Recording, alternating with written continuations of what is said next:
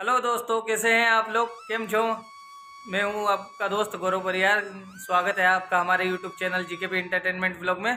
और आज मैं फिर गुरु जी के आश्रम, गुरु जी के दर्शन करने और उनसे कुछ सत्संग करने के लिए गुरु जी के आश्रम आया हूं। आइए आपको गुरु जी के दर्शन कराता हूं। प्रणाम गुरुदेव। आदेश। आदेश। जी गुरुदेव, आज कुछ उपदेश देंगे आप?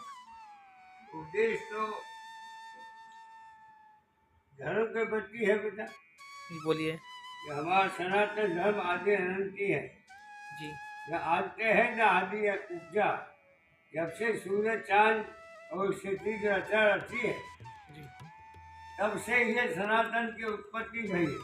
जी जो धर्म चलाने के लिए मनु महाराज के लिए 9 नाथों ने उपदेश दिया था, जी। जिनको 9 सन्यासी कहते हैं। नो नाथ। उनको उपदेश दिया था कि धर्म की मर्यादा में रहना। जी तो धर्म की मर्यादा 9 नाथों से चालू हुई है। जी इनको 9 सन्यासी भी कहते हैं, 9 नाथ भी कहते हैं। उन्होंने उपदेश मनु महाराज को दिया था। मनु और शत्रुपा सब पहले पुरुष हुएगा जी। मनु जी इस से भूमि पर। जी ये सब उनकी संतान है। जैसे जैसे पब्लिक चलती रही, बढ़ती रही है, इसी प्रकार ब्रह्मा जी के अंश से 88,000 ऋषियों की उत्पत्ति हुई। जी उसमें मनु महाराज सर पर ये थे, सबसे निपुण हुए वे। निपुण यानी उनके अंदर कोई प्रकार का कमी नहीं। ज्ञान में, बाल में, आन में, मान में, मर्यादा में वो रहे। उन्होंने जो भी किया वो सत्य किया। जी आज कलयुग है। कलयुग में अनेक हमारे सनातन धर्म में से अनेक उत्पन्न हो गए। जैसे कि साईनाथ वाले आए, फिर ओम शांति है, नारायण है, वो भी अलग धर्म बना रहे। और राधा स्वामी है। यानी ऐसे अनेक लोग एक का छोड़कर टुकड़े कर दिए धर्म के। जी सत्य ईश्वर है, इसमें कोई दो राय नहीं है। और भिन्नता से उसको मान्यता करना चाहते हैं, परंतु ईश्वर और ईश्वर एक ईश्वर एक स्वर होता है, शब्द है। ईश्वर शब्द है, वो शब्द को पहचानने वाला, जानने वाले को जो भी कहा जाता है। और वो तत्व अपने ऊपर ही है। अपनी आत्मा को चेतन करना पड़ता है, अपने आप को चेतन करना पड़ता है। बिना गुरु के नहीं होता है।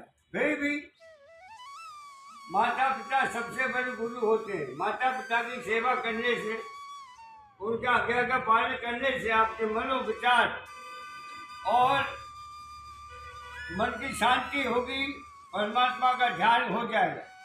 जब मर्यादा में माता पिता की सेवा नहीं करते तो भगवान शंकर पर जल चढ़ाने से कोई मतलब नहीं। रामायण जब माता पिता की सेवा नहीं करते तो रामायण पढ़ने से कोई मतलब नहीं। जब तक परमात्मा का अध्ययन करें और अपने आप को चेतन करें। गुरु लोगों के बिना चेतन नहीं होता। गुरु का मतलब यह है कि जो सच्चा मार्ग और जो ध्यान में योगी हो, उसके प्रवचनों को सुन करके पहले उसका कर्म देखो कि वो खुद ही बोल रहा है या वो कुछ करता भी है। वक्ता बहुत होते बेटा, करता बहुत कम होते।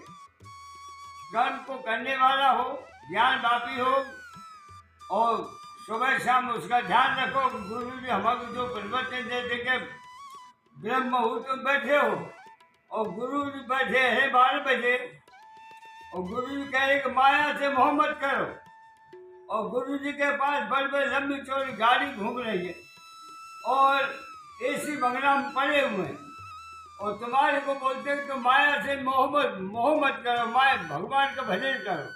तुमको भगवान के भजन में लगा रहे हैं, और गुरु जी स्वयं जो है बंगला एसी गाड़ी में रहे, तो गुरु को कभी भी विश्वास नहीं करना वो कब बदल जाए।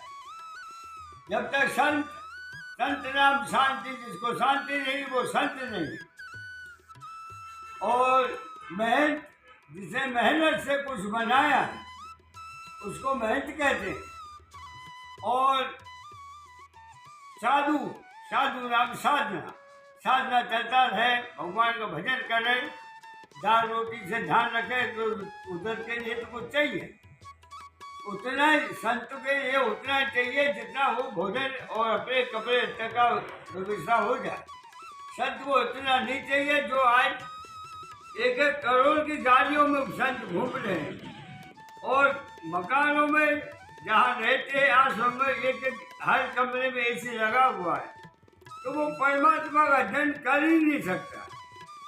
वो हम लोग जैसे गरीब बाबा जी है वो भजन कर रहे, उनको भी लज्जा आती है उन लोगों को देख कर कि संत के लिए फटिया तो लंगोटी और भूख रह गए तो रोटी, ये दो तो संत के लिए चाहिए। बाकी का भजन परमात्मा का जन मन से किया जाता है बेटा, जब तक मन नहीं लगा, मन और चित्त नहीं लगेगा, स्थायी नहीं हो गई, तो कोई कथा भागवत प्रवचन सुनने से कोई मतलब नहीं है जी। जब तक अपने आप में नहीं आप परमात्मा के सामने जैसे पुलिस के सामने जगह सरेंडर हो जाता है, इसी प्रकार परमात्मा के सामने सरेंडर नहीं होंगे तो आपका भजन करना या कथा भागवत सुनना कोई मतलब नहीं। जब तेरे कहीं दुख होता कष्ट होता है तब कैसे भगवान हे ईश्वर मेरे को बचा मैं मरो, यार उसका ध्यान जब करता है जब कोई सब छोड़ जाते तब उसका ध्यान करता है। ईश्वर है आपको खुद जानते हो, तो ईश्वर अंश जीव अविनाशी जीव है, ईश्वर का अंश।